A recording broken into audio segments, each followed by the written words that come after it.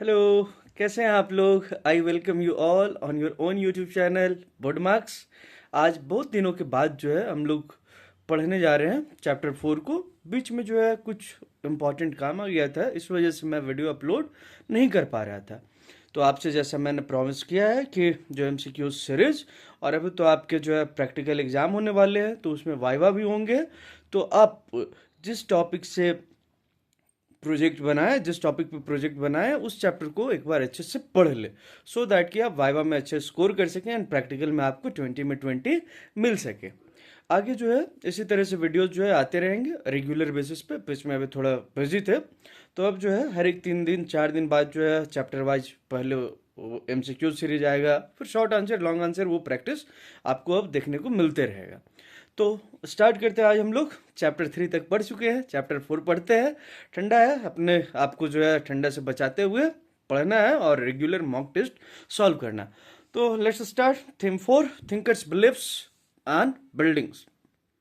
जो अगला चैप्टर है हमारा वो है thinkers believes and buildings, cultural developments between circa 600 BCE to 600 CE कि लगभग 1000 साल से ज़्यादा, यानी लगभग 1200 साल के टाइम पीरियड में जो फिलोसफर्स उन्होंने जिस वर्ल्ड में रहा उसको कैसे समझने की कोशिश किया। यानी जो थिंकर्स, यानी जो फिलोसफर जो इस वर्ल्ड में रह रहे थे, उन्होंने कैसे इस दुनिया को समझने का कोशिश किया, कैसे कॉस्मिक ऑर्डर एंड जो वर्ल्ड जिसमें वो इनहैबिट कर रहे थे उसके बीच में क्या रिलेशनशिप है, उसको कैसे समझने की कोशिश की। उन्होंने अपने आइडियाज़ को कैसे एक्सप्रेस किया थ्रू आर्किटेक्चर, स्कल्पचर एंड उनके जो थॉट्स हैं उनको कैसे जो है कंपाइल करके रखा गया, हम लोग इसके बारे में पढ़ने वाले हैं। और इस चैप्टर में हम लोग जो पढ़ेंगे वो है सबसे पहला आपका बुद्धिज़्म। बुद्धिज़्म के बाद आता है आपका जैनिज़्म। जैनिज़्म के बाद हम लोग जो पढ़ेंगे वो जो ब्राह्मणिकल टेक्स्ट, जो पुरानिक जो गॉड हैं उनके बारे में भी हम लोग थोड़ा सा पढ़ने वाले हैं। तो हम लोग थिंकर्स बिलीफ्स एंड बिल्डिंग्स में Buddhism, Jainism and Puranic Hinduism के बारे में जो है हम लोग पढ़ने वाले हैं। इससे जो रिलेटेड मॉन्यूमेंट्स हैं उनके बारे में हम लोग पढ़ने वाले हैं। शुरुआत करता है इस चैप्टर का कि a glimpse of Sanchi. Sanchi कहाँ पे है? तो Sanchi is located in Madhya Pradesh. अब ये मध्य प्रदेश में जब सांची में कौन पहुंचते हैं? Alexander Cunningham. तो अलेक्जेंडर कनिंघम वहाँ पे पहुंचते हैं, बहुत वीक तक वहाँ रहते हैं और उसके बाद वहाँ के रूइंस को एग्जामिन करते हैं। एंड रूइंस को एग्जामिन करने के बाद उन्हें ये लगता है कि ये जो ऑब्जेक्ट है, जो रूइन अपीयर हो रहा है सांची में, सांची का स्तूपा, वो ग्रेट इंटरेस्ट का है, ये कुछ अच्छी बातों को बता रहा है, ये हिस्ट्री से रिलेटेड है।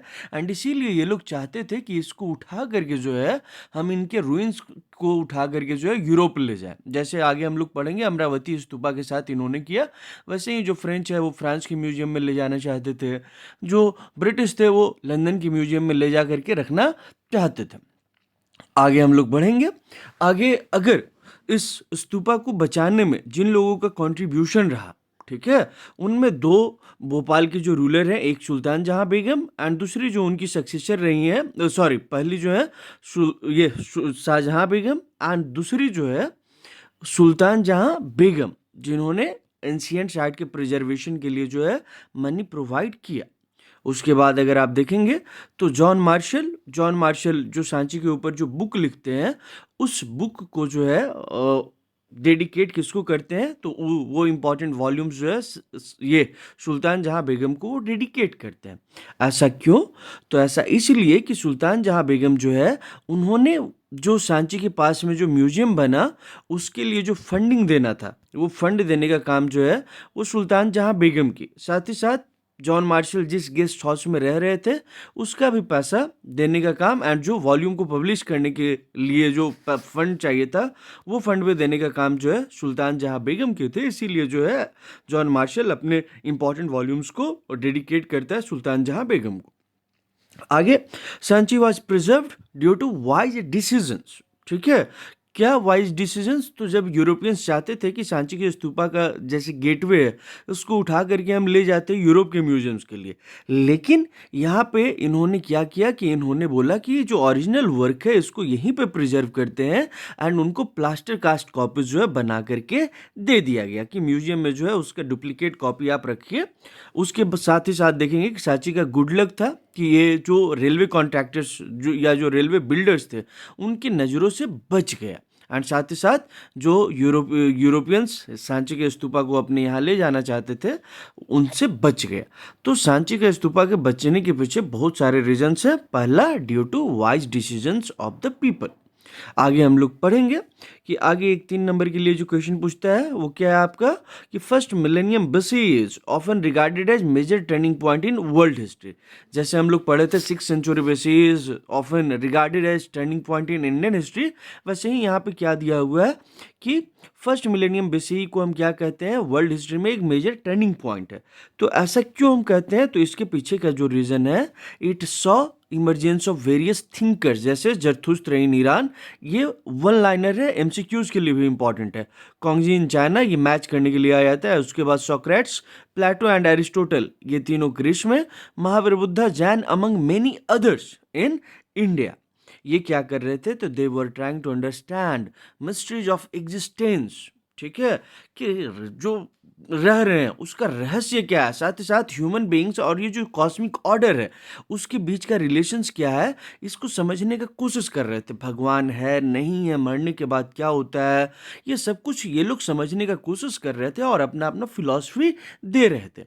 इसीलिए इसको वर्ल्ड हिस्ट्री के पॉइंट ऑफ व्यू से एक मेजर टर्निंग पॉइंट जो है कंसीडर किया जाता है, जहाँ पे बड़े बड़े थिंकर्स वो दुनिया के रहस्य को समझने का कोशिश कर रहे हैं, जीवन को बता रहे हैं, जीवन के बाद क्या होगा वो बता रहे हैं।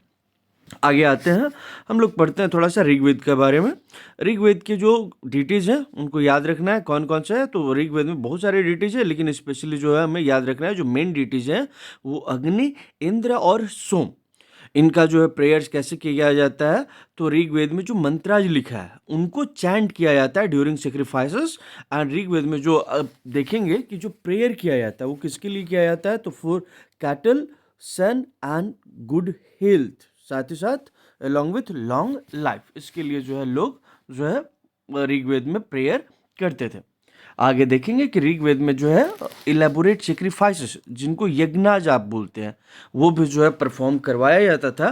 एंड ये 2 यज्ञ याद रखेंगे, स्पेशली राजसूय एंड अश्वमेध यज्ञ। इसको कौन करवाते थे, जो चीफ एंड किंग होते थे वो लोग राजसूय या अश्वमेध यज्ञ करवाते थे। और इसमें किसका हेल्प लेते थे, तो जो पुरोहित या जो ब्राह्मण है वही जो है इन वैदिक मंत्राज को सेक्रीफाइसेस के समय चैंटिंग करते थे। तो ये रहा आपका द सेक्रीफाइशियल ट्रेडिशंस। उसके बाद आता है न्यू क्वेश्चंस, कि लोग जो है इस समय उपनिषद ये सब में आप देखेंगे कि बहुत सारे लोग जो है इस चीज़ को जानने के लिए क्यूरियस थे कि what was possibility of life after death. उसके बाद जो है क्या रीबर्थ होता है, भगवान है या नहीं है, ठीक है, अल्टीमेट रियलिटी क्या है, अल्टीमेट रियलिटी एक ही है या मल्टीपल रियलिटी है, देयर वर मेनी थिंग्स। आगे हम लोग पढ़ते हैं डिबेट्स एंड जो है डिस्कशंस। डिबेट्स एंड डिस्कशंस में देखेंगे कि जो बुद्धिस्ट टेक्स्ट है वो क्या मेंशन करता है, तो देयर वर 64 सेक्ट्स और स्कूल्स ऑफ थॉट, याद रखेंगे। ठीक है, कि बुद्धिस्ट टेक्स्ट जो है बहुत कुछ मेंशन करता है। उसमें एक चीज मेंशन करता है कि उस समय सिर्फ बुद्धा या महावीर जैन ही नहीं, there were many other philosophers. And कितने फिलोसफर्स एंड कितने स्कूल्स ऑफ थॉट्स थे, तो 64 स्कूल्स ऑफ थॉट थे। ठीक है, हर एक जो स्कूल का जो टीचर है, हर एक जो स्कूल का जो फिलोसफर है, वो दूसरे स्कूल के फिलोसफर के साथ जो है ये लोग डिबेट करते थे। ये लोग one place to another place move करते थे, और जहाँ पे 2 टीचर्स के बीच में डिबेट होता था उस प्लेस को कुतागार शाला कहते हैं, यानी अ हट विथ पॉइंटेड रूफ। उसके बाद देखेंगे कि इसमें क्या होता था कि अगर कुतागार शाला में अगर डिबेट हो रहा है और डिबेट करने में जो है ए फिलॉसफी वाले जो टीचर हैं वो बी फिलॉसफी वाले टीचर को कन्विंस करने में सक्सेसफुल हो गए, तो बी वो जो वाले जो टीचर हैं ये अपने फॉलोअर्स के साथ ए के फॉलोअर्स बन जाएंगे। तो इससे क्या होता था कि ऑल ऑफ सडन किसी जो है स्कूल ऑफ थॉट का जो है या किसी फिलोसफर्स के फॉलोअर जो है बढ़ जाते थे और किसी के फॉलोअर्स जो है घट जाते थे।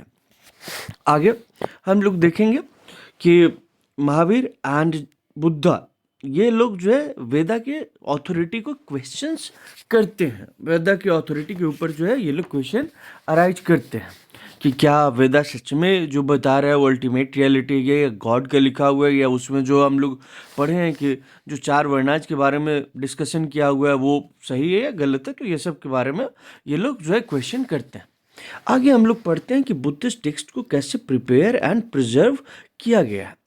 द बुद्धिस्ट टेक्स्ट अगर आप देखेंगे तो it was compiled after the death of Buddha, ठीक है, बाय हिज फॉलोअर्स एंड कहाँ पे, दैट काउंसिल ऑफ सीनियर और एल्डर मॉन्क। एंड सबसे पहला जो बुद्धिस्ट काउंसिल हुआ था वो कहाँ पे हुआ था, तो याद रखेंगे आप लोग, वैशाली, आज का प्रेजेंटेड वैशाली, ये कहाँ पे, बिहार में, ठीक है।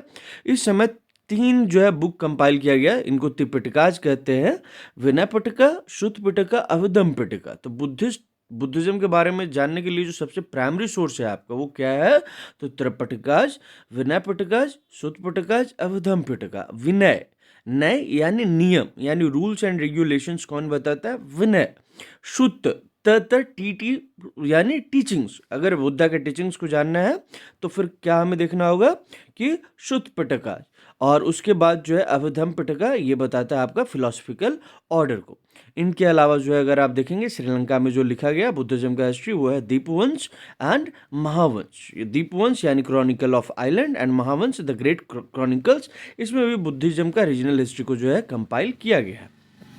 उसके बाद देखेंगे कि बहुत सारे टीचर्स थे, इनमें से कुछ एक टीचर्स बस एमसीक्यूज के लिए आप याद रखेंगे, वो कौन थे, तो एक थे मक्खली गोशाल। मक्खली गोशाल किस सेक्ट को बिलोंग करते हैं, तो आजीविका सेक्ट को, या इसी को बोला जाता है फैटलिस्ट यानी नियतिवाद, सब कुछ जो है क्या है, फिक्स है, पहले से प्री डिटरमाइंड है। एंड दूसरे टीचर्स जिसके बारे में बुद्धिस्ट टेक्स्ट मेंशन करता है वो कौन है, अजीत केशकम्बलिन। इनको लोकायत ट्रेडिशंस का माना जाता है, जिसको हम लोग जनरली मटेरियलिस्ट कहते हैं। यहाँ पे कहते हैं कि सब कुछ जो है फिक्स है, कुछ भी ये मतलब जो है यथा जीवेत सुखम जीवेत ऋणम कृत्वा घृतम पिबेत, तो जो चारवाक का फिलॉसफी है तो उसी से ये रिलेटेड है कि अकॉर्डिंग टू लोकायत ट्रेडिशन इनको मटेरियलिस्ट बोला जाता है। एंड साथ ही साथ जो है ये कहते हैं कि दान दक्षिणा ये सब कुछ जो है झूठ है, लोगों को उतना ही मिलता है जितना पहले से लिखा हुआ है, तो कर्म ये सब के सिद्धांत पर ये विश्वास नहीं करते। अब आगे हम लोग पढ़ते हैं मैसेज ऑफ महावीर। महावीर जैन का क्या मैसेज है, तो अकॉर्डिंग टू जैना फिलॉसफी, याद रखेंगे कि जैन फिलॉसफी में बताता है 24 तीर्थंकराज हैं। और ये तीर्थंकराज का मीनिंग क्या होता है, तो एमसीक्यूज में पूछ देता है कि literally someone who guide main and women cross the river of existence, कि इस दुनिया से नैया जो आपका पार लगाता है, जो आपको मोक्ष के टुवर्ड्स ले जाता है, वो कौन है, तीर्थंकराज, ठीक है। तो जैन फिलॉसफी क्या बताता है कि 24 तीर्थंकराज हैं, एंड ये जो लास्ट तीर्थंकर हैं वो हैं कौन, महावीर जैन, ठीक है। अब महावीर जैन के पहले जो है कितने तीर्थंकराज थे, तो उनसे पहले 23 अदर टीचर्स थे, और इसके जो पहले टीचर्स थे वो थे ऋषभ देव या ऋषभ नाथ। अब जैन फिलॉसफी को हम लोग याद रखना है, 3 नंबर के लिए भी आता है, ठीक है।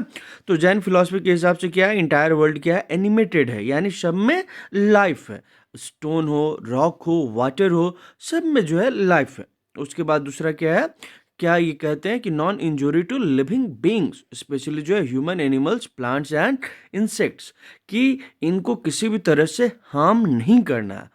तो जो लोग बोलते हैं अहिंसा अहिंसा, कोई नहीं सिखाता है अहिंसा। अगर दिखना है आपको तो सबसे ज़्यादा अहिंसा नॉन वायलेंस का अगर कोई बात करता है वो है जैनिज्म। एंड इसीलिए अगर आप जैन लोगों को देखेंगे तो ये लोग कभी भी अपने आप को एग्रीकल्चरल प्रैक्टिसेस में इंगेज नहीं करते हैं।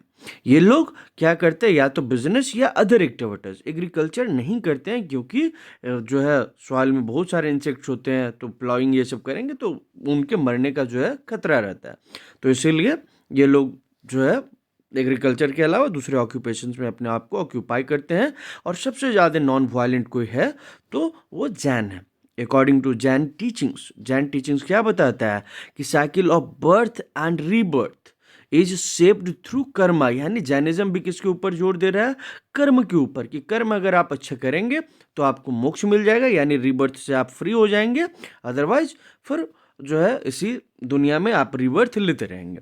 तो अगर आप चाहते हैं कि आपको सैल्वेशन चाहिए तो इसके लिए क्या चाहिए आपको, एस्केटिज्म एंड पेनेंस, त्याग और तपस्या दोनों जो है क्या है, जरूरी है, ठीक है, अगर अपने आप को जो है फ्री करना है।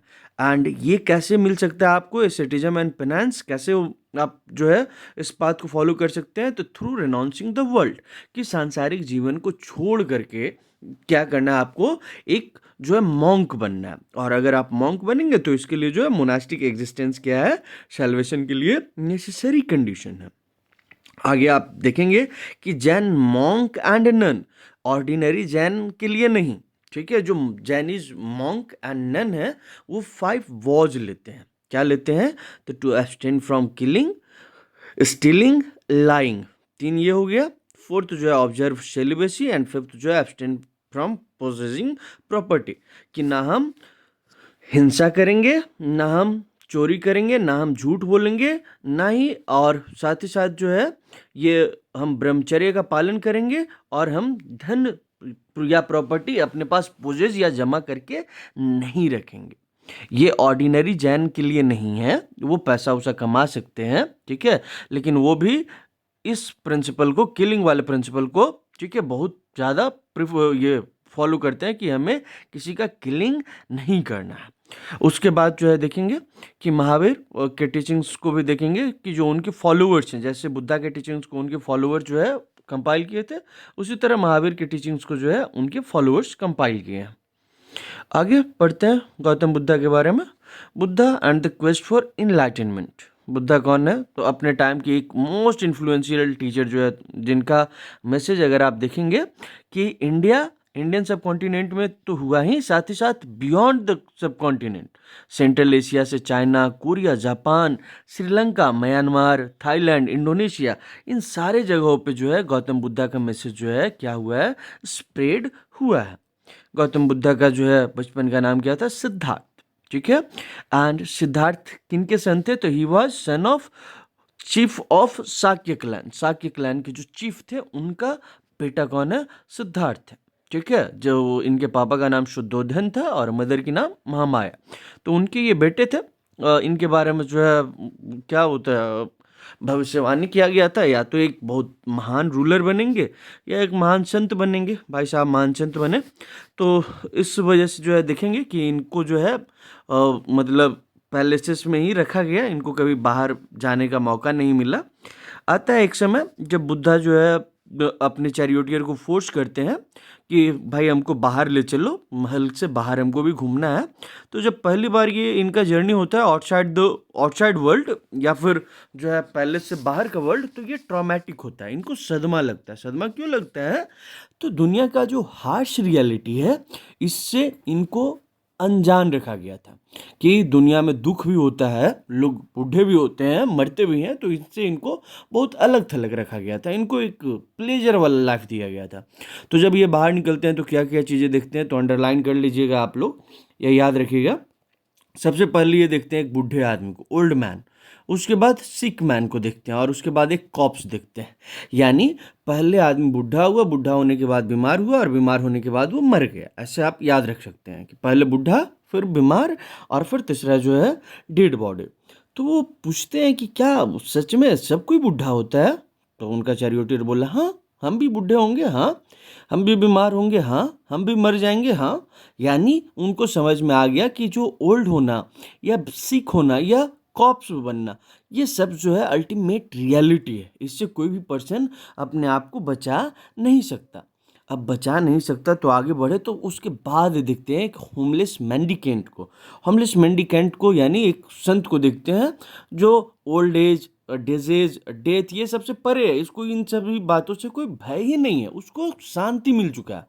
तब वो डिसाइड करते हैं कि सबसे सुखी व्यक्ति कौन, तो ये जो होमलेस मेंडिकेंट है, इसको किसी बात का जो है डर ही नहीं है, ठीक है। तब जो है वो डिसाइड करते हैं कि हमको भी क्या है, होमलेस मेंडिकेंट बनना है। और उसके बाद सिद्धार्थ जो है इनलाइटनमेंट के लिए जो है क्या करते हैं, अपना पैलेस छोड़ करके रात में निकल जाते हैं। उसके बाद बहुत दिनों तक जो है इधर उधर भटकते हैं, एक मेडिटेशन करते हैं, ठीक है, एक्सट्रीम पाथ भी जो है एडॉप्ट करते हैं, ठीक है, बॉडीली मॉर्टिफिकेशन तक की, जिसमें मरने तक का खतरा है, उस तरह का चीज़ें फॉलो करने के बाद इनको समझ में आया कि नहीं, ठीक है, आगे जो है फिर ये जो है एक पीपल पेड़ के नीचे बैठ करके जो है क्या करते हैं, मेडिटेशन करते हैं। और इसी मेडिटेशन के थ्रू इनको इनलाइटनमेंट मिला और उसके बाद इनको बोला गया कि अब ये जो सिद्धार्थ है ये क्या बन गया, बुद्धा, यानी समवन हु इज इनलाइटेंड, जिसके पास बुद्धि है, ज्ञान है। अब बुद्धा का टीचिंग्स को भी हम लोग पढ़ लेते हैं। बुद्धा का टीचिंग्स क्या है, तो कुछ एक स्टोरी बताते हैं कि बुद्धा हैड मिराक्यूलस पावर, लेकिन कुछ बताते हैं कि बुद्धा लोगों को जो है मिराक्यूलस पावर दिखाने से ज़्यादा बिलीव करते थे कि लोगों को कन्विंस कैसे किया जाए, थ्रू रीजन एंड परसुएशन, कि अगर कुछ हो रहा है तो उसके पीछे कुछ रीजन है, ऐसे ही नहीं हो रहा है। ठीक है, अब इसी में एक स्टोरी देता है कि एक वुमन जिसका यंग सन जो है उसका डेथ हो जाता है, उसके बाद बुद्धा के पास आती है कि हमारा बेटा को किसी भी तरह से जिंदा कर दीजिए। तो बुद्धा वहाँ पे मिराक्यूलस पावर नहीं दिखाते, वो बोलते हैं कि जाइए एक बॉलफुल जो है मस्टर्ड ले आइए आप किसी घर से जहाँ पे किसी का डेथ नहीं हुआ हो। वो वुमेन जाती है सबके घर में कि हमको एक बॉल कटोरा चाहिए, एक बॉल फुल कटोरा, एक बॉल फुल जो है मस्टर्ड चाहिए, लेकिन आपके घर में किसी का डेथ नहीं हुआ हो। सब घर में लोग बोला कि मेरे घर में इनका डेथ हुआ है, उनका डेथ हुआ है। उसके बाद वुमेन जो है आती है बुद्धा के पास एंड उसके बाद वो समझ जाती है कि क्या है, डेथ अल्टीमेट रियलिटी है, इससे आप अपने आप को बचा नहीं सकते। तो इसीलिए कहा जाता है कि बुद्धा के कुछ लोग बात करते हैं बुद्धा के मिरेक्युलस की पावर के बारे में, लेकिन कुछ एक स्टोरी बताता है कि बुद्धा जो है किसी को अपना मिरेक्युलस पावर दिखाने से ज़्यादा प्रेफर करते थे कि उसको रीजन एंड परसुएशन के थ्रू जो है समझाया जा सके। आगे आते हैं, according to Buddhist philosophy world क्या है, याद रखेंगे आप लोग, ट्रांजिएंट है, अनिका है, अनित्य है, साथ ही साथ क्या है, ये कॉन्स्टेंटली चेंज कर रहा है, एक जैसा है ही नहीं। ठीक है, एंड वर्ल्ड क्या है, सोललेस है, अनंत है, एंड यहाँ पे कुछ भी परमानेंट नहीं है, ना आप परमानेंट है ना हम परमानेंट है।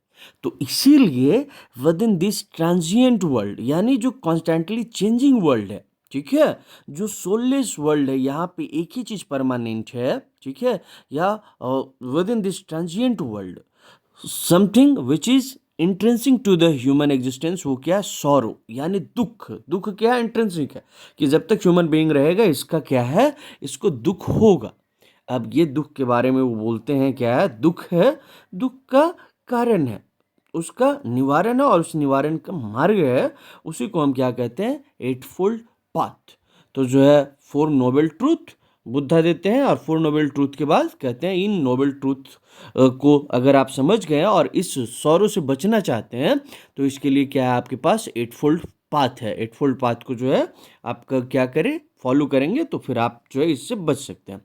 आगे यही चीज़ लिखा हुआ है एटफोल्ड पाथ में कि by following the path of moderation. Moderation क्या है, severe penance and self indulgence, की बहुत ज़्यादा भोग विलास नहीं और बहुत ज़्यादा तपस्या भी नहीं, दोनों का बीच का जो पाथ है उसको अगर आप फॉलो करेंगे तो आप वर्ल्डली ट्रेवल से जो है आप अपने आप को ऊपर ला सकते हैं। बुद्धा जो है जैसे हम लोग ब्राह्मणिकल टेक्स्ट में क्या पढ़े हैं या वैदिक टेक्स्ट में कि जो है ये जो सोशल वर्ल्ड है जिसमें चार वर्णाज है, ये किसका क्रिएशन है, तो हम लोग बता देते हैं कि ये तो भगवान का क्रिएशन है ना। उसमें हम बताते हैं कि वेदा का जो पुरुष सूक्त मंडल है उसमें लिखा हुआ है कि ब्रह्मा के मुख से जो है ब्राह्मण आया, उसके बाद ये शोल्डर से क्षत्रिय आया, थाई से वैश्य आया। तो वो बोले ऐसा नहीं है कुछ, क्या है, तो ये जो है सोशल वर्ल्ड जो है जहाँ पे कास्टिज्म और ये सब देख रहे हैं, ये क्रिएशन ऑफ ह्यूमंस है, तो इसको जो है चेंज किया जा सकता है। इसीलिए वो कहते हैं कि जो हाउस होल्ड है या जो मास्टर है उनको क्या होना चाहिए, एथिकल होना चाहिए, ह्यूमन होना चाहिए, यानी आपको मानवीय होना चाहिए। अभी डोनाल्ड ट्रंप की जैसा नहीं होना चाहिए कि जो इन्होंने वेनेजुएला के साथ किया। ठीक है, डेमोक्रेसी का अपने आप को प्रोटेक्टर बताता है और उसके बाद जो है वेनेजुएलन प्रेसिडेंट को उठा के ले गए। इसी तरह से इन्होंने जो है बांग्लादेश के साथ किया। तो ये ढोंग है कि हम अपने आप को डेमोक्रेसी का जो है प्रोटेक्टर कह रहे हैं, तो उसी तरह बुद्धा भी कहते हैं कि ये जो सोशल वर्ल्ड है ये ह्यूमन बीइंग का क्रिएशन है, कोई भगवान नहीं बना है। इसीलिए जो है इस दुनिया में जो है अगर आप मास्टर हैं किसी के यानी मतलब मालिक हैं या आप किंग हैं, तो आपको ह्यूमन एंड एथिकल होना चाहिए। आप कोई गलत काम ना करें किसी के साथ, आप भगवान नहीं हो या आपको भगवान चुन करके नहीं भेज दिया। आगे बुद्धा जो है इस बात पे जोर देते हैं कि देखो भाई, ये जो बताया ना वर्ण सिस्टम जैसा कुछ नहीं है, या ये भगवान का क्रिएशन नहीं है, ये ह्यूमन का क्रिएशन है। तो इस ह्यूमन का क्रिएटेड वर्ल्ड में अगर आप देखेंगे, ये सोशल वर्ल्ड में, दुनिया ये नेचर का क्रिएशन है, ये जो सोशल वर्ल्ड है, तो इसमें वो जोड़ देते हैं कि इंडिविजुअल एजेंसी, हर एक कोई जो है राइटियस एक्शन के थ्रू जो है वो साइकिल ऑफ रीबर्थ को स्केप कर सकता है। यानी अगर आप ये मॉडरेशन के पाथ फॉलो कर रहे हैं, एट फोल्ड पाथ को फॉलो कर रहे हैं, उसके थ्रू आप क्या है सैल्वेशन अचीव कर सकते हैं, आप उसके थ्रू निर्वाण प्राप्त कर सकते हैं। निर्वाण यानी मोक्ष, जिसको हम सैल्वेशन कहते हैं।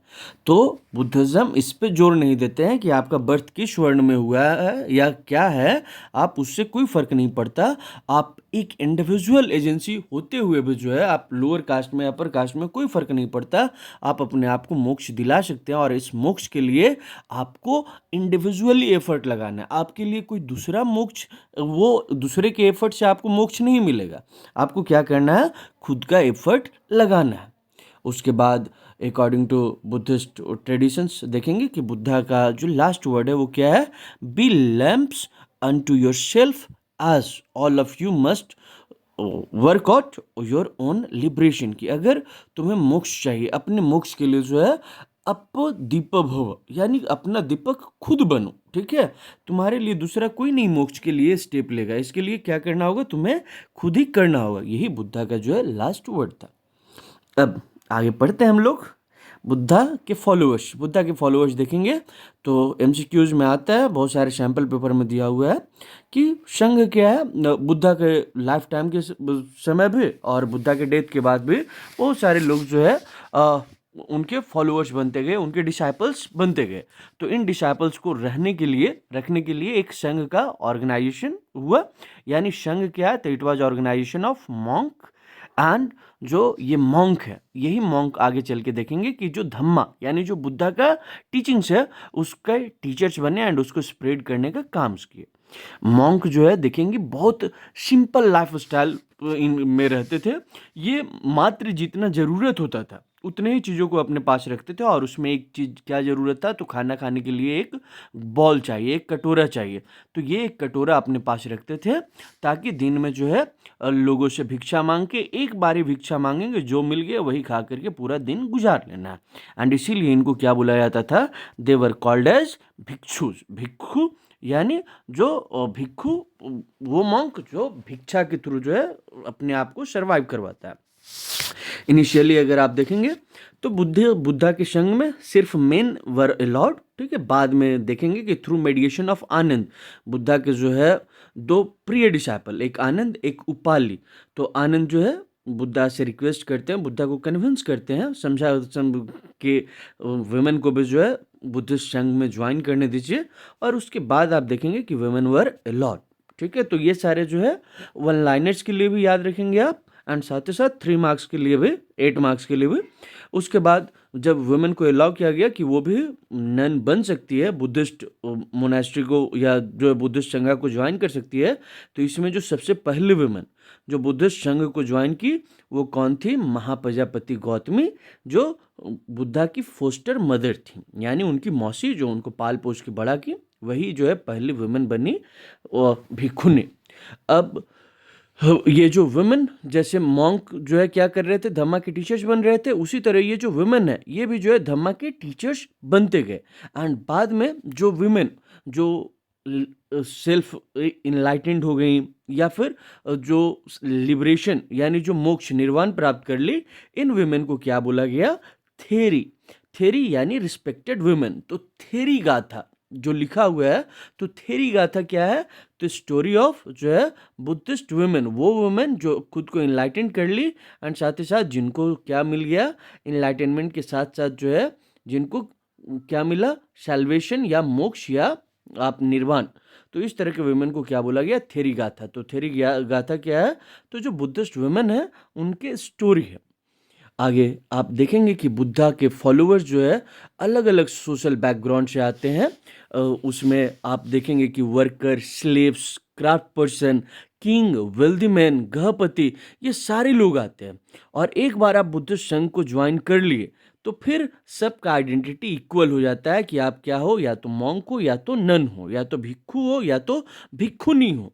यहाँ पे कोई फिर पुराना आइडेंटिटी नहीं रह जाता है। यानी once you join the Buddhist Sangha you will have to shed your all जो है जो प्रीवियस आइडेंटिटीज है उस सब को छोड़ करके जो आना होगा। आगे आप देखेंगे कि जो बुद्धिस्ट संघ है, ये संघ कैसे वर्क करता था। तो बुद्धा खुद ही जो है गण और संघ से बिलोंग करते थे, तो यहाँ पे भी वही गण और संघ का ट्रेडिशन था कि यहाँ पे किसी बात पे फैसला लेना है तो कंसेंसस होगा। कंसेंसस यानी आपसी सहमति, और आपसी सहमति नहीं हो रही है उसके बाद जो है हम क्या करेंगे, वोटिंग करवाएंगे कि ज़्यादा लोग अगर फेवर में है तो डिसीजन लिया जाएगा, अदरवाइज डिसीजन नहीं लिया जाएगा। अब आगे पढ़ेंगे causes of spread of Buddhism. यहाँ पे दो बार जो है बुद्धिज्म आ गया है, एक बार यहाँ पे काट देंगे। अब बुद्धिज्म के स्प्रेड का क्या क्या कॉजेज है। तो सबसे पहला कॉजेज अगर आप देखेंगे तो वो है कि बुद्धिज्म क्या करता है। तो इस टाइम पीरियड में 6th सेंचुरी BC से 6th सेंचुरी CE तक आप देखेंगे तो सोशियो इकोनॉमिक पॉलिटिकल चेंजेस हो रहा था एंड नए नए फिलोसफर्स इमर्ज कर रहे थे। तो इस वजह से अगर आप देखेंगे कि बहुत से लोग जो है वो एग्जिस्टिंग जो रिलीजियस बिलीफ था, रिलीजियस प्रैक्टिसेस था, उससे डिससेटिस्फाइड थे। साथ ही साथ ये जो सोशल चेंजेस हो रहा था उनके आसपास उससे कंफ्यूज थे। एंड उसके बाद उनको जो है जो रास्ता दिखाता है वो कौन है, तो वो बुद्धिज्म और जैनिज्म। तो यहाँ पे स्पेशली हम देखेंगे कि बुद्धिज्म जो है इसी वजह से जो है स्प्रेड होता है कि लोग जो है एग्जिस्टिंग रिलीजियस बिलीफ्स जो वैदिक रिलीजन था उससे डिससेटिस्फाइड थे एंड सोशल चेंजेज हो रहा था, लोगों का स्टेटस, इकोनॉमिक स्टेटस बढ़ रहा था, तो वो चाहते थे कि उनका सोसाइटी में भी जो है इंपॉर्टेंस बढ़े। वाई ओनली ब्राह्मण्स एंड क्षत्रिय, ठीक है, जो अपर कास्ट रहेंगे तो सब चाहता है अपने आप को अपवर्ड करना। तो इसके लिए इनको दिखा कि बुद्धिज्म में ऐसा वर्ना सिस्टम नहीं है। साथ ही साथ बुद्धिज्म किसके ऊपर जोर दिया, तो दूसरा कॉज आप लिखेंगे कि बुद्धिज्म कहीं से भी बर्थ के ऊपर जोर नहीं दिया हुआ है। ये किसके ऊपर जो है जोर दिया है, तो ये जोर दिया हुआ कंडक्ट के ऊपर कि आपका जो कर्म है, ठीक है, एंड वैल्यूज जो है वो ज़्यादा बेटर जरूरी है रेदर देन जो है आपका बर्थ, कि आप किस में बर्थ लिए कोई फर्क नहीं पड़ता, हर एक इंडिविजुअल जो है सैल्वेशन या मोक्ष प्राप्त कर सकता है। उसके बाद बुद्धिज्म का स्प्रेड का एक और कारण है कि बुद्धा किसके ऊपर जोर देता है, Meta fellowship and feelings and जो है तुम आपका साथ ही साथ करुणा यानी कंपैशन, स्पेशली जो आपसे छोटे हैं एंड जो वीकर हैं। यहाँ पर स्पेलिंग गलत हो गया, विकर, ये विकर का और ये फीलिंग्स का, ये जो आपसे वीकर है उनके टुवर्ड्स एंड जो आपसे यंगर हैं उनके टुवर्ड्स आपको क्या करना है, अपना कंपैशन का फीलिंग दिखाना है, उनके टुवर्ड्स करुणा दिखाना है, दया दिखाना है, साथ ही साथ उनको अपना मित्र जैसा ट्रीट करना है, ठीक है। तो लोगों को लगा कि बुद्धिज्म जो है थोड़ा ज़्यादा बेटर जो है फिलॉसफी है एंड ज़्यादा अच्छा बात करता है वेलफेयर के लिए, साथ ही साथ लोगों का ख्याल भी रखता है। एंड साथ ही साथ जो है आप देखेंगे कि ये सारे आइडियाज़ की वजह से जो बहुत सारे मेन एंड वुमेन थे वो बुद्धिस्ट टीचिंग्स के टूवर्ड्स जो है आते हैं, बुद्धिज़्म को जो है ज्वाइन करते हैं, बुद्धिज़्म को फॉलो करते हैं, क्योंकि स्पेशली जो लोअर कास्ट एंड जो मिडिल कास्ट थे उनको इसमें जो है बहुत ज़्यादा ही सपोर्ट मिलता है कि हम भी जो है अपना स्टेटस आइडेंटिटी को ऊपर कर सकते हैं, हमें भी मोक्ष मिल सकता है। आगे पढ़ते हैं कि फ्रॉम अर्लीस्ट टाइम्स अगर आप देखेंगे कि बहुत सारे लोग जो है कुछ एक प्लेस को आप देखेंगे तो क्या मानते गए, सेक्रेट कंसीडर करते गए। इसमें कौन कौन से प्लेसेस सेक्रेट थे, तो special trees with unique rocks and sites of aspiring natural beauty. अभी भी जो है हम लोग झाड़ ये सब देखते हैं, ठीक है, या अलग तरह का जो है अगर हमें दिख जाता है ग्रुप्स ये सब, तो हम क्या कंसिडर कर लेते हैं कि यहाँ पे जो है कोई भगवान का वास है। तो उसी तरह से ये लोग भी जो है इस तरह का जो है कि जो यूनिक रॉक रहा, ठीक है, या फिर ऑस्पायरिंग नेचुरल ब्यूटी वाले प्लेसेस रहे, तो उनको इन्होंने क्या कंसिडर किया कि ये सेक्रेड है।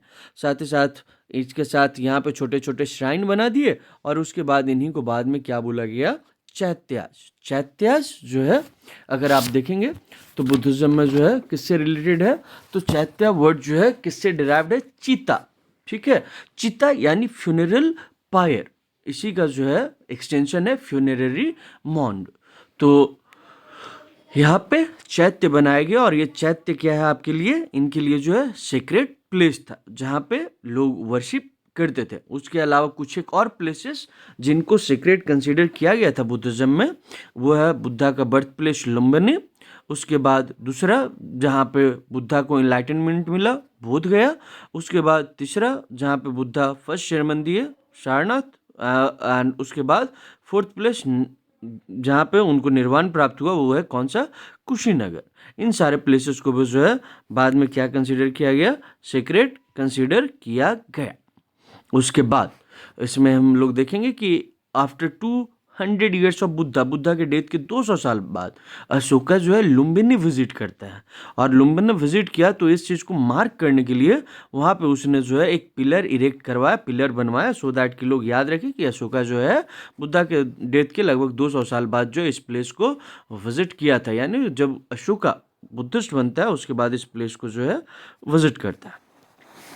आगे, वाई स्तूपाज वर बिल्ट, कि स्तूपाज को क्यों बनाया जा रहा था, तो स्तूपाज को जो है बुद्धा की मेमोरी को, बुद्धा के टीचिंग्स को याद रखने के लिए, प्रिजर्व करने के लिए, बुद्ध एंड बुद्धिज्म के सिंबल के लिए जो है बनाया जा रहा था। तो स्तूपाज क्या है, तो स्तूपाज यानी वो प्लेस जहाँ पे बुद्धा का जो है बॉडी रिमेन्स, या जो बॉडी रिमेन्स या फिर जो रिलिक्स है उसको यहाँ पे बरी किया गया है, या फिर जो बुद्धा से एसोसिएटेड ऑब्जेक्ट्स थे जिनको बुद्धा अपने लाइफ टाइम में यूज किए थे, उन सारे प्लेसेस को जो है जहाँ पे बरी किया गया उसी माउंट को जो है क्या बोला गया, स्तूपाज बोला गया। यानी स्तूपाज क्या है, secret and emblem of Buddha and Buddhism. Stupa बनाने का ट्रेडिशन जो है बुद्धिज्म से पहले भी रहा है, लेकिन इसको जो है बुद्धिज्म से बाद में जो है एसोसिएटेड कंसीडर कर दिया गया। एंड आगे जो आपको याद रखना है वो इस टेक्स्ट का नाम याद रखना है, अशोकावदान।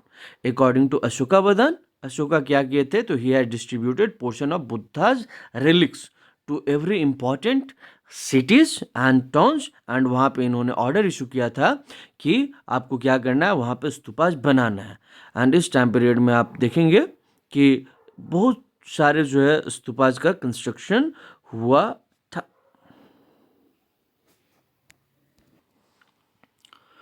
अब आगे आते हैं, how were stupas built, stupas को जो है कैसे बनाया गया।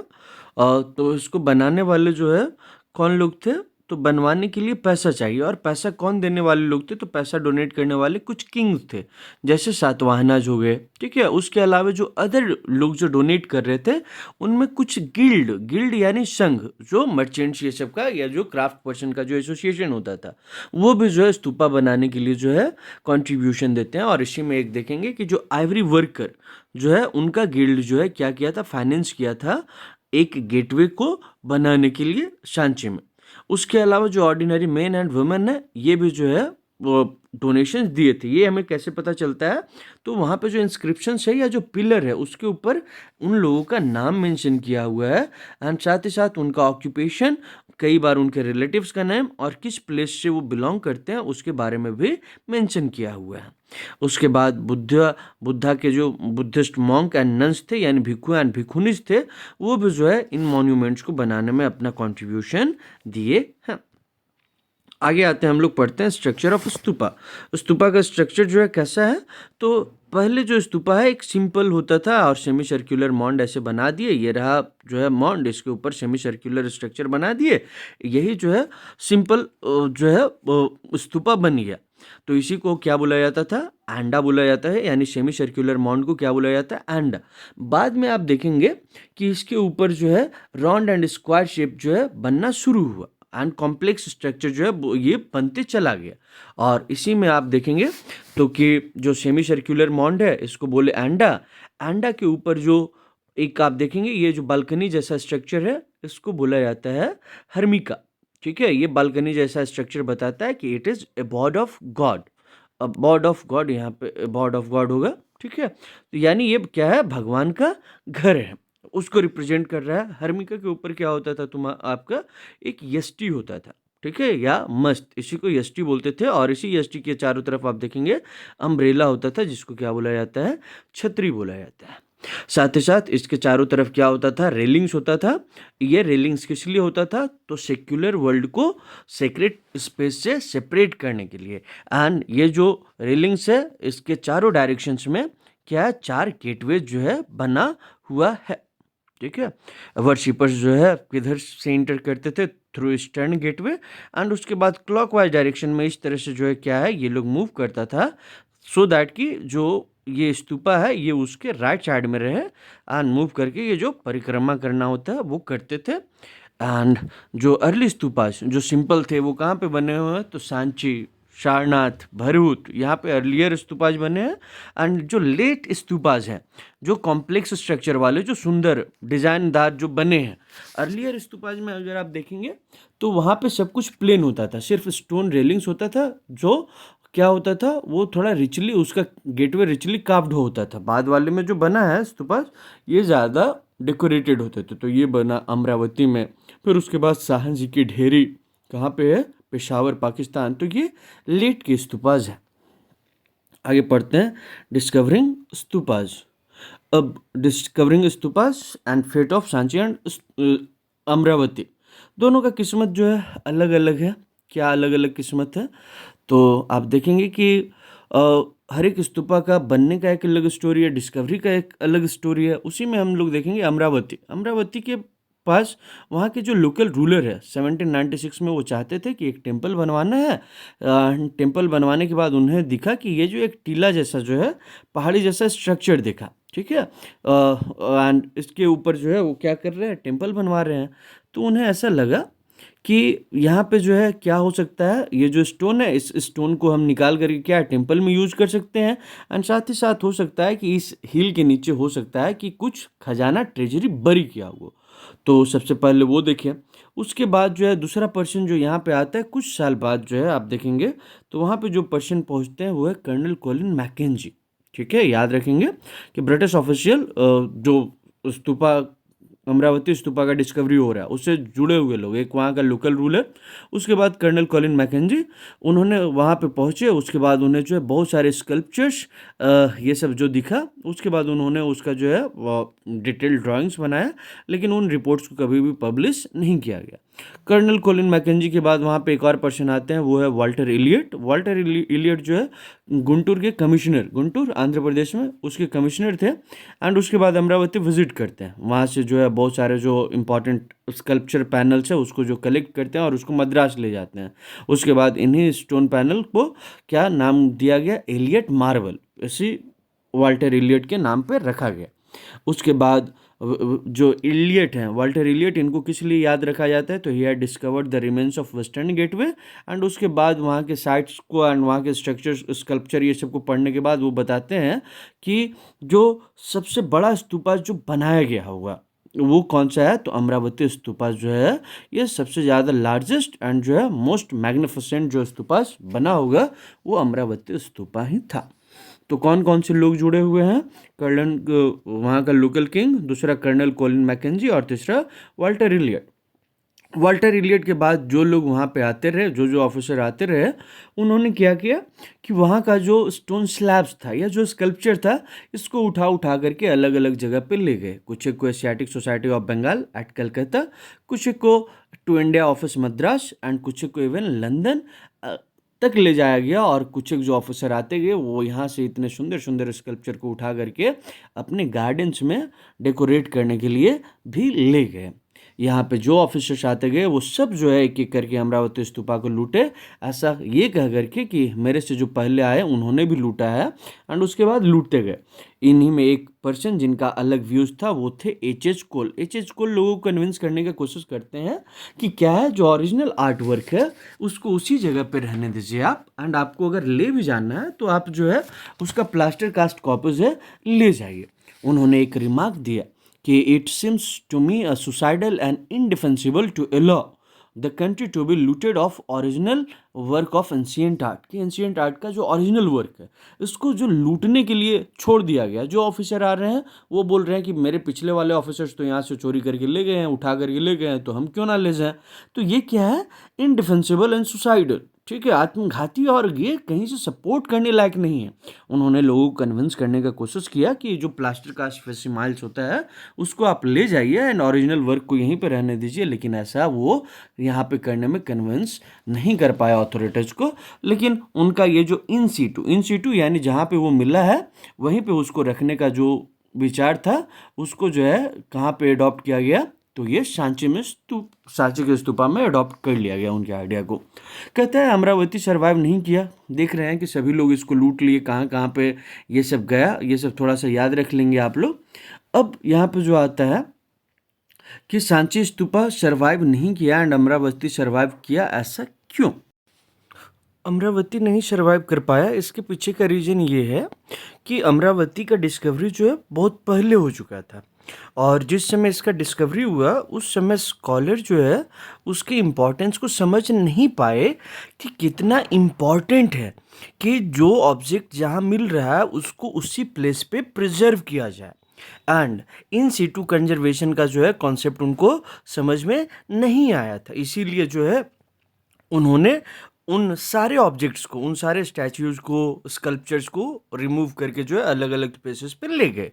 लेकिन जब सांची डिस्कवर हुआ 1818 में, तो इस समय तक लोग इसके इम्पोर्टेंस को समझ चुके थे कि कितना ज़रूरी है। जैसे हम लोग देखें ना, यहाँ एच कोल जैसे हिस्टोरियन जो है वो इस चीज़ को सपोर्ट करते हैं, तो वैसे ही यहाँ पे लोग समझ चुके थे। और यहाँ पे देखिए जो भोपाल की बेगम रही हैं उनका भी जो है कंट्रीब्यूशन रहा है इसका प्रिजर्वेशन में, तो इस वजह से ये बच गया। साथ ही साथ जो रेलवे कॉन्ट्रैक्टर्स इन एंड जो यूरोपियंस यहाँ से ले जाना चाहते थे सांची के ऑब्जेक्ट, स्तूपा के ऑब्जेक्ट्स को, उनको प्लास्टर कास्ट कॉपी दे करके समझा दिया गया। आगे देखेंगे कि साथ ही साथ जिस समय ये सांची का स्तूपा डिस्कवर हुआ उस समय इसके 4 गेटवेज जो है स्टिल जो है 4 में से 3 गेटवेज जो है वो स्टिल अपने प्लेस पे जो है इस तरह स्टैंड कर रहे थे, और एक गेटवे जो फॉलन डाउन था वो गेटवे भी अपने प्लेस पे ही वहीं पे गिरा हुआ था, जो बहुत ख़राब स्थिति में नहीं था बल्कि it was in good condition. तो इसका एक और रीज़न ये है कि ये जिस समय डिस्कवरी हुआ उस समय गुड कंडीशन में था। अब आगे आते हैं स्कल्पचर, स्टोरेज इन स्टोन। ये 3 नंबर में आ सकता है कि Sanchi stupa survive while Amravati didn't. Amravati क्यों नहीं सर्वाइव किया? तो इसका डिस्कवरी पहले हो गया था जिस समय लोग इसके इन सीटू कंजर्वेशन के इंपॉर्टेंस को समझ नहीं पाए थे। साथ ही साथ जब यूरोपियंस इसको लूट रहे थे तो कोई उनको रोक नहीं पाया, एच कोल जैसे लोग भी कन्विंस नहीं कर पाए। ठीक है, एंड लोकल रूलर भी जो है वहाँ के स्टोन को निकलवा करके टेम्पल में लगवा दिए, एंड साथ ही साथ वो उनको लगा कि वहाँ ट्रेजर है। साथ ही साथ बहुत अच्छा कंडीशन में वो नहीं बचा था, दो स्कल्पचर ये सब जो है बहुत रिमार्केबल थे। तो ये सारे पॉइंट्स ये सब मिला करके लिख लेंगे। सांची बचा तो भोपाल के रूलर्स का कंट्रीब्यूशन है, साथ ही साथ सांची का गुड लक रहा, एंड जो जिस टाइम पीरियड में ये मिला उस टाइम भी ये गुड कंडीशन में था। अब आगे आते हैं sculpture storage in the stone कि एक चारण चित्र इस तरह का जो है बहुत से लोग जो घूमते रहते हैं वो बताते हैं कि इसमें ये स्टोरी है, इसमें पिक्चर बना हुआ है, और वो इस तरह के स्टोरीज को समझाते हैं। तो उसी तरह से यहाँ पे देखेंगे कि स्टोरीज इन द स्टोन। अब इसमें जो है हमें ये देखना है कि स्टोरीज इन द स्टोन, जो स्टोन के ऊपर स्टोरीज बना हुआ है वो स्टोरीज या फिर जो अदर सिंबल्स यूज किए गए हैं बुद्धिज्म में, वो सिर्फ एक सिंबल नहीं है बल्कि उसका डीप कॉनोटेशंस है, उसका डीप मीनिंग है। और ये डीप मीनिंग क्या है तो हमें कौन बताते हैं? तो जो आर्ट हिस्टोरियन है वो बताते हैं। आर्ट हिस्टोरियन सिर्फ इन पिक्चर्स को ही नहीं देखते बल्कि इसके पीछे क्या रीजन रहा है, कहाँ क्या लॉजिक रहा है, कौन से जो है टेक्स्ट से लिया गया है एंड इसको डिपिक्ट किया गया है, वो सब कुछ को उनको पढ़ना पड़ता है। तो आर्ट हिस्टोरियंस के सामने चैलेंजेस क्या है कि अगर आप किसी पिक्चर को जो है आप बताना चाह रहे हो, एक्सप्लेन करना चाह रहे हो, तो आपको जो है किससे फेमिलियराइज होना होगा? तो जो बुद्धा के हेजियोग्राफर्स है उससे जो है आपको खुद को फेमिलियराइज करना होगा। देन ओनली आप समझ पाएंगे कि ये पिक्चर क्या समझ रहा है, समझा रहा है। जैसे अगर फिगर 4.13 देखेंगे, अब एनसीईआरटी का जो पिक्चर है ये रहा आपका फिगर 4.13। अब इस पिक्चर को देख करके एक सिंपली लोग कह देते हैं कि इसमें जो है क्या है कि एक पर्सन है वो जो है क्या कर रहा है कि रूरल एरिया को यहाँ पे डिपिक्ट करने की कोशिश किया है। लेकिन एट फर्स्ट साइट क्या लगा कि ये एक रूरल एरिया को, रूरल सीन को डिपिक्ट करने का कोशिश किया है with thatched huts and trees. लेकिन जब आर्ट हिस्टोरियन इसको जो है पढ़े, उसके बाद उनको समझ में आया कि ये एक स्टोरी है जो वेशांतर जातका से लिया हुआ है। जातकाज यानी वो स्टोरी जो बुद्धा से रिलेटेड है, बुद्धा के लाइफ के बारे में बताते हैं, उनके प्रीवियस बर्थ के बारे में भी बताते हैं। तो जात ये वेशांतर जातका से लिया हुआ है और इसमें क्या दिखा रहा है कि एक जेनरस प्रिंस है, वो अपना सब कुछ एक ब्राह्मण को डोनेट करके अपने फैमिली एंड बच्चे के साथ जो है वो फॉरेस्ट में रहने के लिए जा रहा है। तो जो फेस वैल्यू कुछ और है एंड प्लेस वैल्यू कुछ और है, ठीक है। उसके बाद दूसरा जो है आपका सिंबल ऑफ वर्शिप, ठीक है, कि सिंबल ऑफ वर्शिप में आप देखेंगे कि बुद्धिज्म से जो रिलेटेड 3 पिक्चर है। ये आप देखिए, फर्स्ट पिक्चर आपका ये है, ये जो वैकेंट शीट आपको दिख रहा है, ये वैकेंट शीट सिर्फ वैकेंट नहीं है, बल्कि ये क्या पीपल ट्री है। और ये वैकेंट शीट जो है इंडिकेट कर रहा है कि यहाँ पे जो है बुद्धा क्या है, मेडिटेशन कर रहे हैं। दूसरा पिक्चर ये है आपको ये दिख रहा है स्तूपा। ये सिर्फ स्तूपा नहीं है, बल्कि बुद्धा का क्या दिखा रहा है, महापरिनिर्वाण यानी डेथ को इंडिकेट कर रहा है। तीसरा ये जो है क्या है, वल, ये क्या बता रहा है आपका, तो धर्म चक्र परिवर्तन यानी फर्स्ट शर्मन ऑफ बुद्धा। तो ये क्या रहा, बुद्धा का फर्स्ट शर्मन रहा जो सारनाथ में दिए थे। तो इस तरह से ये जो पिक्चर्स हैं ये इन चीज़ों को इंडिकेट कर रहे हैं। जैसे एम्प्टी शीट क्या बन रहा है, बता रहा है, तो meditation of Buddha. Figure 4.15 stupa क्या बता रहा है, महापरिनिर्वाण ऑफ बुद्धा। बुद्धा की डेथ के बाद जो है बुद्धा का रेलिक्स को बरी करके स्तूपाज बना दिए। उसके बाद व्हील क्या रिप्रेजेंट कर रहा है, तो फर्स्ट शेरमन, चेयरमैन ने फर्स्ट शेरमन ऑफ बुद्धा जो सारनाथ में उन्होंने दिया था। अब आगे आते हैं, इसमें और भी बहुत सारे पिक्चर्स हैं जो पॉपुलर ट्रेडिशन से लिए हुए हैं। कि ऐसा नहीं है सारा पिक्चर्स जो है बुद्धिज़्म से ही रिलेटेड हो, बल्कि कुछ एक पिक्चर्स ऐसे हैं जो बुद्धिज़्म से रिलेटेड नहीं है। एंड साथ ही साथ जो अलग अलग जो रिलीजन के लोग जो बुद्धिज़्म में कन्वर्ट हुए, वो अपने साथ जो उनका प्री एग्जिस्टिंग ट्रेडिशन था उसको यहाँ पे वो ले करके आए और बुद्धिज़्म को इनरीच किए। उसी में से एक पिक्चर अगर आप देखेंगे तो वो एक पिक्चर है, कौन सा, ये जो है देखिए शैलभंजिका का पिक्चर। ये जो वुमेन है, एक ब्यूटीफुल वुमेन, ठीक है, क्या है, swinging with the gateway of, जो है तुम्हारा ये स्तूपा का जो गेटवे है वहाँ से ये स्विंग कर रही है ये वुमेन। अब बुद्धा का रिनंसिएशन से तो इसका कोई लेना देना नहीं है, ये सुंदर वुमन का जो है वहाँ ज़रूरत कुछ है नहीं। लेकिन ये क्या है, तो इसको जो है बाद में एनालाइज करने के बाद पता चला, संस्कृत टेक्स्ट को पढ़ने के बाद, कि ये स्टैच्यू जो है शैलभंजिका का है। एंड शैलभंजिका ये वो वुमेन है जिसको लेकर के ऐसा ट्रेडिशंस, ऐसा बिलीफ है कि इसके टच से जो है किसी भी ट्री में जो है ये ट्री जो है आपका फ्रूट एंड जो है फ्लावर बियर करने लगता है, ठीक है। तो इसको ऑस्पिशियस सिंबल माना जाता है। और ये बताता है कि जो दूसरे ट्रेडिशंस के लोग आए बुद्धिज़्म में, उन्होंने बुद्धिज़्म को इनरीच किया, अपने ट्रेडिशंस को, अपना जो पुराना कल्चर था उसको लेकर के आए एंड उन्होंने बुद्धिज़्म को इनरीच किया। उसी तरह आप देखेंगे कि एलिफेंट एट सांची, सांची में जो है एक एलिफेंट बना हुआ है। अब वो एलिफेंट का जो है क्या काम है, तो एलिफेंट क्या है, एलिफेंट सिर्फ एलिफेंट नहीं होता है, बल्कि आप देखेंगे तो ये क्या है, symbol of strength and wisdom, कि आपके ताकत को, झारखंड का अगर एम्बलम देखेंगे, स्टेट एम्बलम, तो वो भी एलिफेंट है। तो ये क्या बताता है, स्ट्रेंथ एंड विजडम को बताता है।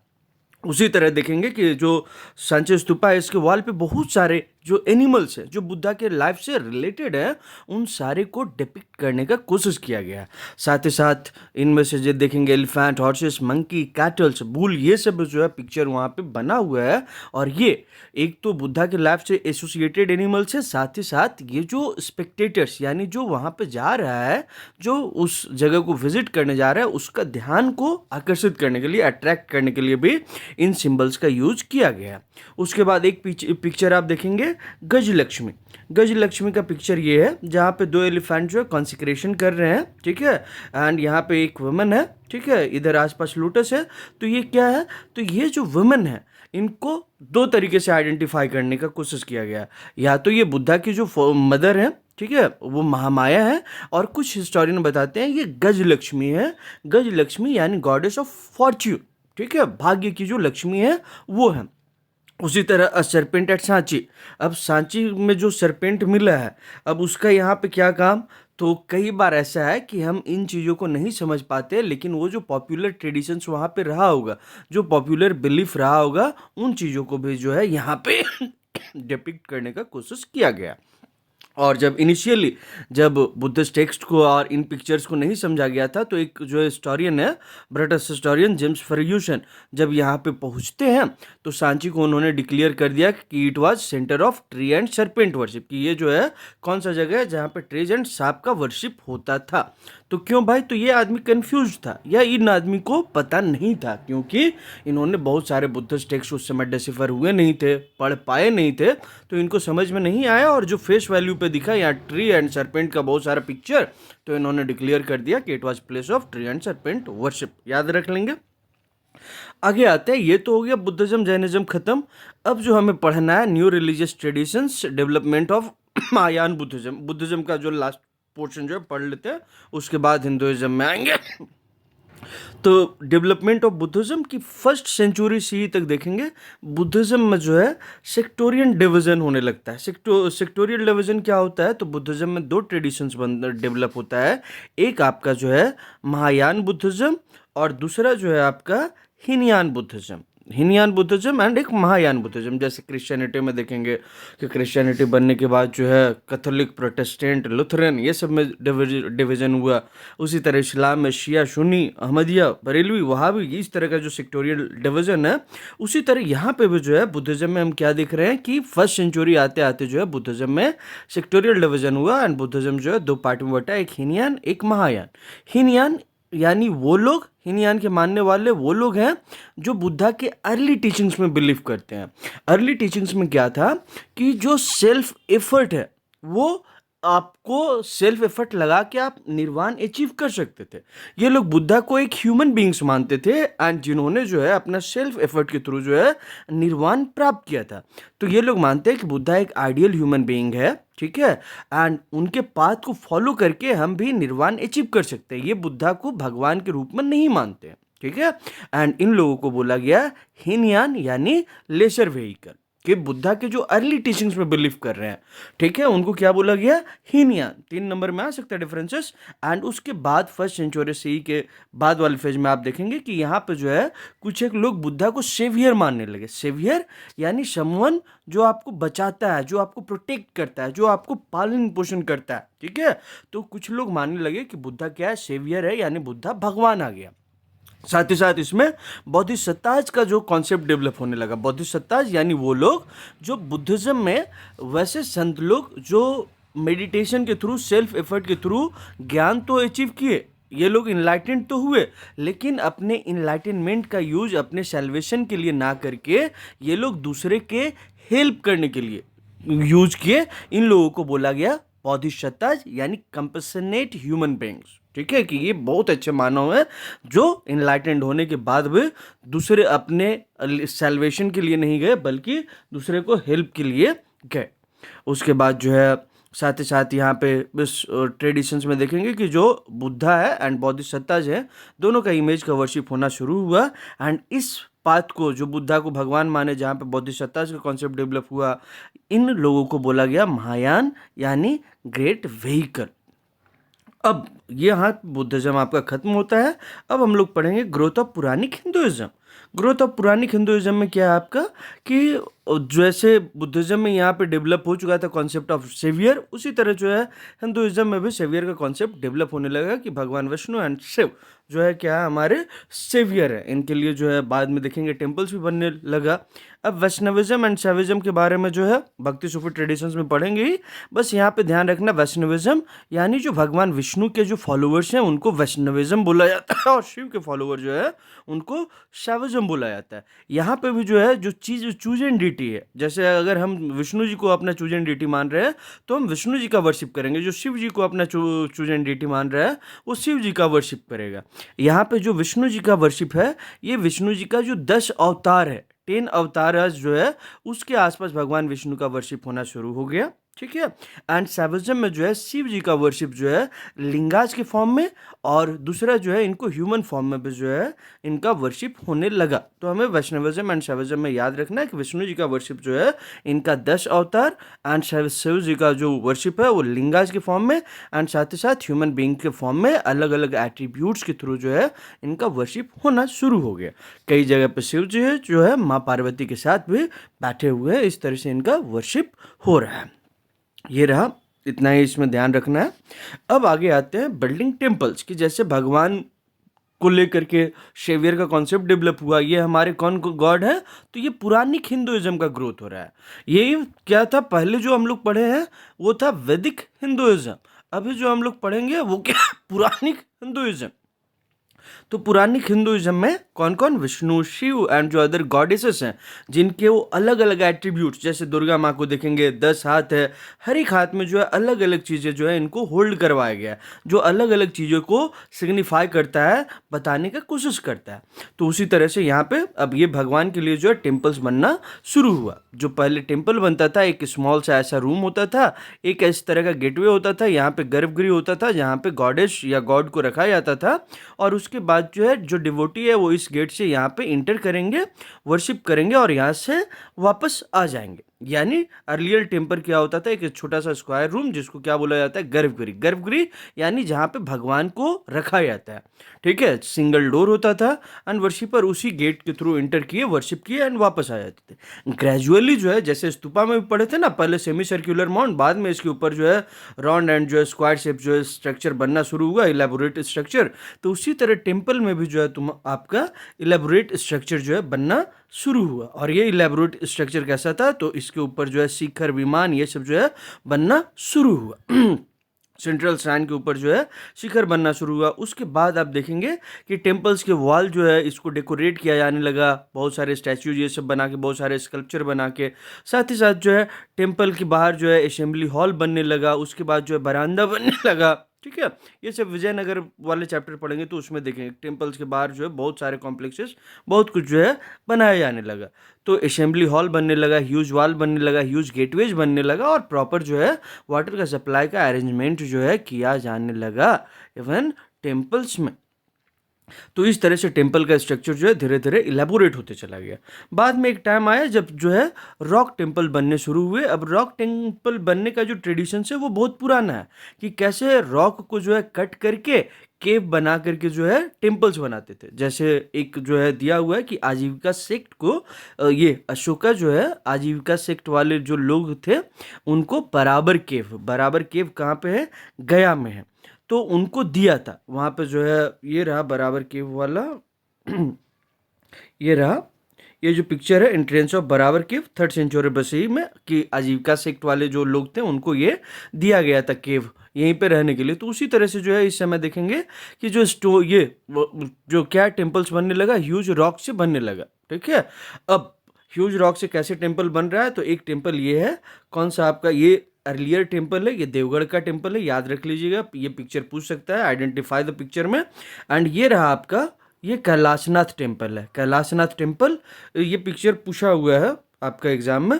तो कैलाशनाथ टेम्पल क्या है, एक ह्यूज रॉक को कट करके बनाया गया है। जनरली टेम्पल्स या कोई भी स्ट्रक्चर है वो कैसे बनता है, तो पहले हम उसका बेस तैयार करते हैं, बेस के ऊपर जो है धीरे धीरे आगे बढ़ते हैं, फिर ऊपर स्ट्रक्चर बनाते हैं। ये टेम्पल कैसे बना है, तो इस टेम्पल को जो है पहले ऊपर से जो ये बड़ा सा रॉक है इसको कट करके जो है ऊपर से धीरे धीरे हम नीचे की ओर आए, तो इस तरह से ये टेम्पल बना है। तो एक copper plate inscriptions 8th century में जो कैलाशनाथ बना उससे रिलेटेड है। वो बताता है कि जो चीफ स्कल्प्टर था वो अमेज्ड हो गया कि oh how did I make it, हमने इसको कैसे बना दिया, इतना सुंदर जो है टेम्पल्स बना है। कभी मन करे या टाइम मिले तो घूम के आना चाहिए। अब आगे कहता है last topic, can we see everything, grappling with unfamiliar. क्या जो कुछ हम देख रहे हैं क्या हम सब कुछ देख सकते हैं, सारे एस्पेक्ट्स को देख सकते हैं, तो हम नहीं देख सकते। क्यों, तो उस समय जो टेम्पल बनाया उसका क्या मोटिव रहा होगा, वो क्या डिपिक्ट करना चाहता था, उसमें जो पिक्चर यूज हुए हैं वो क्या बता रहे हैं, या जो उसको प्रोजेक्ट करवाना चाह रहा है उसका क्या माइंडसेट रहा, वो बहुत कुछ हम नहीं समझ सकते। लेकिन हाँ, जो कुछ हमारे पास अवेलेबल है उससे कुछ एक चीज़ें समझ सकते हैं। बहुत सारी चीज़ें जो है पेरिशेबल मटेरियल से बना होगा, वो खत्म हो गया होगा, ठीक है। तो आगे कहते हैं, अब इसी में हम लोग देखते हैं कि जब यूरोपियन आए तो यूरोपियन जब यूरोपियन किससे फेमिलियर थे, तो जो एंशियंट ग्रीक का जो आर्ट था, एंशियंट रोमन आर्ट था, उससे फेमिलियर थे। जब इनको जो है यहाँ पे देखने को मिला भगवान का स्टैच्यू, कि भगवान विष्णु का देख रहे हैं 4 हाथ, एक में सुदर्शन चक्र, माँ दुर्गा का जो है 10 हाथ देख रहे हैं, तो इनको अजीब लग रहा है कि ये किस तरह का जो है मतलब जो है पिक्चर बना हुआ है। तो इनको बहुत अजीब, एंड इनको समझ में नहीं आया कि ये एट्रीब्यूट्स दे रहे हैं, तो उन्होंने इसको कंसिडर कर दिया कि ये लो क्वालिटी के जो है पिक्चर्स हैं या लो क्वालिटी के आर्ट वर्क हैं। जब इनको नॉर्थ वेस्ट वाले रीजन में और जो तक्षशिला यानी तक्षशिला और पेशावर में जब बुद्धा एंड बोधिसत्तास का स्टैच्यूज मिला, जो ग्रीक मॉडल्स में मिला, तो इन्होंने बोल दिया कि ये क्या है, बेस्ट क्वालिटी का है।